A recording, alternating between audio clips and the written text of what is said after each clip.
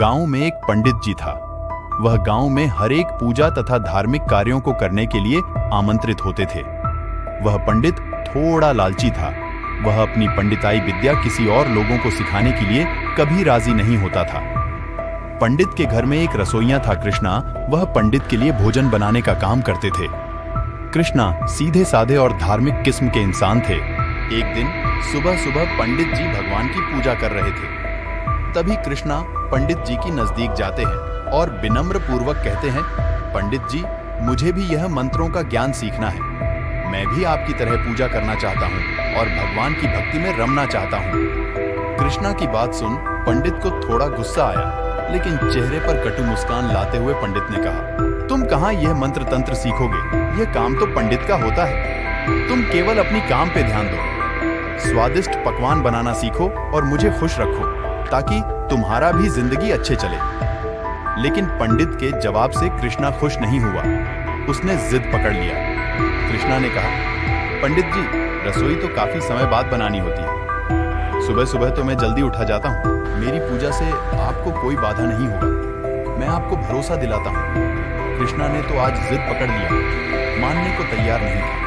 तो पंडित जी ने कुछ अपनी तरफ से नकली अटपटा सा मंत्र बनाकर रसोइया कृष्णा को दिया और कहा, इसे भगवान की ध्यान करते हुए जपते रहना। सीधे साधे कृष्णा धूर्त पंडित के जाल में फंस गया।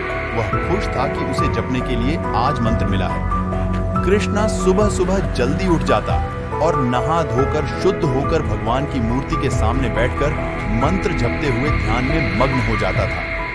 पंडित जी के उठने से पहले अपने रसोई कर्म में लग जाता था, ताकि पंडित को बाहर जाने में कोई विलंब न हो जाए। काफी समय से यह सिलसिला चलता रहा। एक दिन जब कृष्णा सो रहा था तो भगवान ने सपने में उसे दर्शन दिया और कहा, बेटा, मैं तुम्हारी भक्ति से प्रसन्न हूँ। मैं तुम्हें एक अमूल्य उपहार से सम्मानित करना चाहता हूँ। गांव से थोड़ी दूर जंगल में जाओ। तुम्हें वहां एक बड़ा सा पीपल का वृक्ष मिलेगा। उसके नीचे तुम्हें एक अमूल्य पारस पत्थर मिलेगा। जब तक तुम्हारे पास यह पत्थर रहेगा, तुम्हें कभी धन की कमी नहीं रहेगा। तुम्हारा जिंदगी हमेशा खुशहाल रहेगा। इतना कहकर भगवान अंतर ध्यान हो गया। सुबह जब कृष्णा उठा, उसे रात की बात याद आया। अपने नित्य पूजा का कर्म करके वो वन की और निकल गया। थोड़ी दूर जाते ही उसे बड़ा सा पेड़ मिला। उसने पेड़ के नीचे खुदाई शुरू कर दी। उसे सचमुच जमीन के नीचे एक चमचमाता हीरे जैसा पत्थर मिला। उस दिन से कृष्णा का भाग्य चमकने लगा। जाने अनजाने रास्ते उसे अथाह धन लाभ हुआ। उसे पुश्तैनी संपत्ति के तौर पर कई बीघा जमीन भी मिला। देखते ही देखते वो अथाह संपत्ति का मालिक बन गया। अपने रसोइये की कहानी सुन पंडित के मन में लालच जागा। उसने सोचा, उसे मंत्र तंत्र का ज्ञान तो मैंने ही दिया था, फिर उसे इतना कैसे मिल गया? और मैं तो रोज पूजा पाठ करता हूँ, वह भी असली मंत्र जपकर। यह तोह मेरे साथ नाइंसाफी है। यह सब सोचकर उसने एक दिन कृष्णा की घर से वो चमत्कारी पत्थर चुराने का फैसला किया। रात को जब कृष्णा गहरी नींद में सो रहा था, पंडित ने उसके घर से वो चमत्कारी पत्थर चुरा लिया। लेकिन पंडित को इसका उल्टा असर देखने को मिला। एक दिन डकैतों ने पंडित के घर पर हमला कर दिया। उसका सारा कीमती माल, कीमती गहने, रुपये, सारा कुछ लूट के ले गया। गांव के लोगों ने भी धीरे धीरे पंडित को पूजा पाठ के लिए बुलाना बंद कर दिया।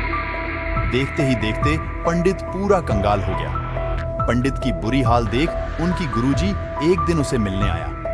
अपनी गुरु को देख पंडित फुट फुट कर रो पड़े और अपनी सारी दुख भरी कहानी अपने गुरु को सुनाया। गुरुजी ने पंडित को समझाया, देखो बेटा, ये सब तुम्हारी कुकर्मा का ही नतीजा है। पूजा करने का मतलब केवल पूजा सामग्री भगवान को अर्पित करना नहीं होता, उसे शुद्ध मन से निभाना भी पड़ता है। तुमने सीधे साधे कृष्णा को गलत मंत्र देकर उसे गुमराह किया, फिर उसकी तपस्या का फल को चुराने का घोर पाप तुमने किया है। इसी का फल आज तुमको मिला है। अपनी गुरु की बात सुन पंडित ने पूछा, लेकिन गुरुजी, उस रसोइये ने तो गलत मंत्र का उच्चारण किया है, फिर उसे भगवान ने क्यों दर्शन दिया?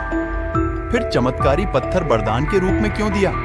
पंडित की बात सुन गुरुजी बोले, देखो, केवल दिखावे का भक्ति मत करो। मंत्र केवल एक माध्यम है। अगर तुम सच्चे मन से उनकी भक्ति करोगे तो भगवान को आना ही पड़ेगा। यही सच्चाई है। रसोई को उसकी शुद्ध मन और पवित्र भावना के लिए आशीर्वाद मिला है। जो तुमने चुराने का पाप किया है, इसीलिए जितने जल्दी हो सके उसकी चीज उसे लौटा दो और अपनी करनी के लिए क्षमा मांगो। अगली ही सुबह पंडित ने उस चमत्कारी पत्थर को अपने पुराने रसोइये को ऐसे सम्मान लौटा दिया और अपनी कर्मा के लिए दिल से माफी मांगा। दिलदार कृष्णा ने तुरंत पंडित जी को माफ कर दिया और ऐलान किया कि वह चमत्कारी पत्थर अब से गांव के ही मंदिर में भगवान के चरणों में स्थापित कर देंगे ताकि उसका लाभ सारा गांव वाले उठा सके और उस मंदिर का सारा जिम्मा उसी पंडित को देंगे। रसोइये की फैसले से सारा गांव वाले झूम उठे। गांव में एक भव्य कार्यक्रम आयोजित किया गया।